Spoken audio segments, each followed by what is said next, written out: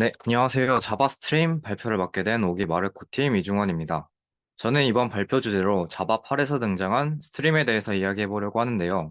여러분, 표지에 있는 그림들이 보이시나요? 이 그림들은 제가 이미지를 찾는 사이트에서 스트림을 검색했을 때 나온 것들인데요. 하나는 시냇물, 다른 하나는 라이브 스트리밍 이미지입니다. 시냇물은 물이 끊임없이 흐른다는 점에서 라이브 스트리밍은 실시간 방송 데이터가 다른 사람의 모니터에서 비춰진다는 점에서 어떤 것이 끊임없이 흐르는 무언가를 스트림이라고 할 수 있겠죠. 이 이미지를 기억해 두시면 앞으로 설명할 스트림에 대해 더욱 이해하기 쉬우실 겁니다. 제 발표의 목차는 스트림에 대해 설명한 후 특징을 소개하고 간단한 사용 방법을 알아본 후 장단점과 생각해 볼 만한 점을 소개하고 마무리하도록 하겠습니다. 스트림이란 무엇일까요?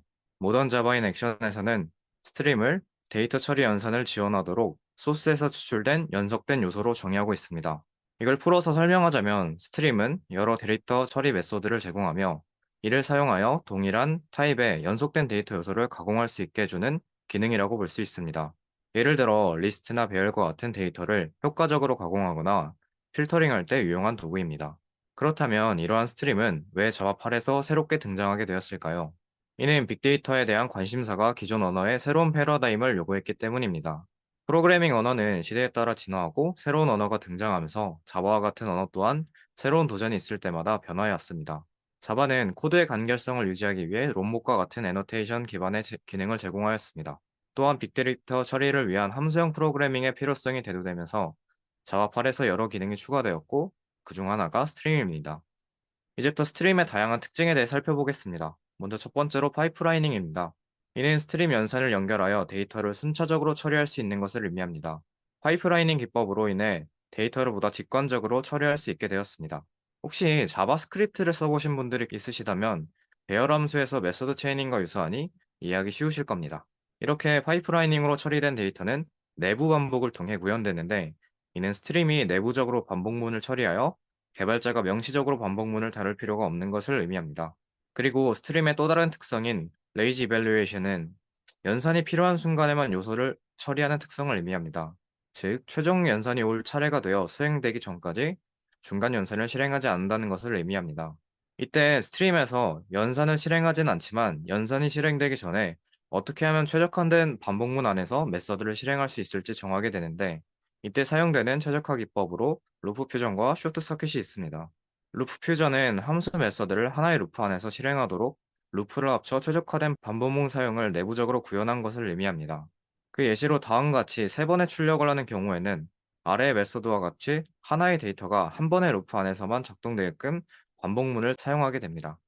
소트 등 어쩔 수 없이 다른 요소들이 필요한 경우에도 그 상황에서 최적화된 문법을 사용하려고 합니다. 쇼트서킷은 연산이 더 이상 필요하지 않는 계산을 실행하지 않는 것을 의미합니다. 예를 들어 리밋 함수 등을 사용하여 제한 개수를 다 채우게 되면 스트림은 그 이후 데이터에 대한 연산을 실행하지 않습니다. 결국 스트림은 단순히 메서드를 이어서 보기 좋게만 만들려고 노력하는 것이 아니라 이런 메서드 사용 방식을 유지하는 와중에도 최대한의 성능을 내기 위해 사용자가 보지 않는 곳에서 내부적으로 많은 노력을 기하고 있었던 것입니다. 이제 스트림의 사용 방법에 대해 설명드리겠습니다. 스트림의 사용은 생성, 중간 연산, 최종 연산의 세 가지 단계를 거쳐 데이터를 가공할 수 있습니다. 앞서 말했듯이 스트림은 연속된 데이터를 가공하여 처리하는 데이터의 흐름입니다. 이를 위해 가장 먼저 기존 연속된 데이터를 스트림이란 데이터의 흐름으로 바꿔줄 필요가 있습니다.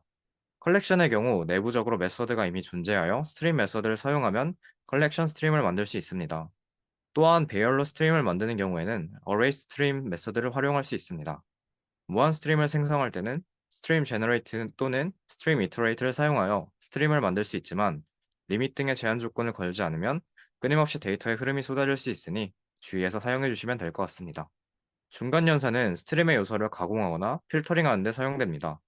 예를 들어 필터 연산은 조건에 맞는 요소를 선택하는 데 사용되며 맵 연산은 요소를 다른 값으로 변환하는 데 유용합니다. 또한 여러 스트림을 하나로 합치는 데 사용되는 플랫맵도 중간 연산 중 하나입니다.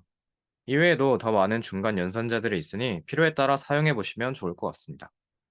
최종 연산은 스트림 처리를 종료하고 결과를 반환하는 단계입니다. 최종 연산도 매우 다양한 종류를 가지고 있는데요. 리듀스 연산은 요소를 하나로 축소하고 컬렉트 연산은 스트림의 요소를 컬렉터스라는 클래스의 스태틱 메서드를 이용하여 간단한 통계를 사용되는 다양한 함수를 사용할 수 있습니다.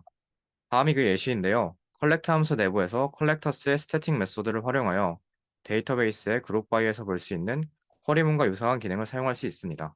제가 생각하는 스트림의 가장 큰 장점은 코드의 간결성과 가독성을 향상시킨다는 점입니다. 한눈에 보기에도 각 메서드가 하는 역할을 명확하게 확인할 수 있으며 필요에 따라 간편하게 중간 연산을 추가하거나 수정할 수 있습니다. 이는 유지보수 관점에서도 매우 손쉽게 코드를 관리해 줄 수 있는 효과를 가져옵니다. 반면에 스트림을 잘 모르고 만들 경우 여러 문제를 야기할 수 있습니다. 플랫 맵을 사용해야 하는 상황에서 머릿속으로 맵을 이용해 어떻게 데이터를 합치려는 경우에도 생각처럼 데이터가 나오지 않을 수도 있고, 무한 스트림에서 조건을 잘못 걸게 되면 리밋을 사용한다고 하더라도 데이터가 무한하게 흘러나올 수도 있습니다. 그리고 일부 사람들은 스트림 API가 성능상 문제가 있다는 걱정을 합니다. 그래서 제가 스트림을 사용해봤던 케이스를 간단히 만들어 봤습니다. 물론 실제 스프링 환경이 아니었다는 점은 참고 부탁드리겠습니다. 우선 100만 개의 테스트 데이터를 담은 조회용 리스트를 만들었습니다. 그리고 스프링에서 자주 사용했던 데이터베이스에서 엔티티 조회 후 DTO로 변환하는 과정을 스트링과 포문을 사용해서 비교하는 테스트 코드를 작성해 봤습니다. 그 결과 실제로 테스트마다 상이하긴 했지만 대체로 포문이 약 0.1초 정도 빨랐으며 오히려 스트림이 빠른 경우도 있었습니다. 관련된 자료에 따르면 스트림 API는 반복문보다 더 연상량이 많은 것을 다룰 경우, 예를 들어 참조형 변수의 스트림을 다뤄 힘 영역의 주소를 조회해야 하는 경우나 연산이 복잡한 경우 포문의 최적화 성능에 의한 이점이 거의 드러나지 않을 정도로 미미하기 때문에, 특히 DTO나 엔티티의 가공에 스트림을 많이 사용하는 스프링 프로젝트에서 상황에 따라 더욱 고려해 볼 만한 기능이라고 생각합니다. 네, 이상으로 발표를 마치겠습니다. 감사합니다.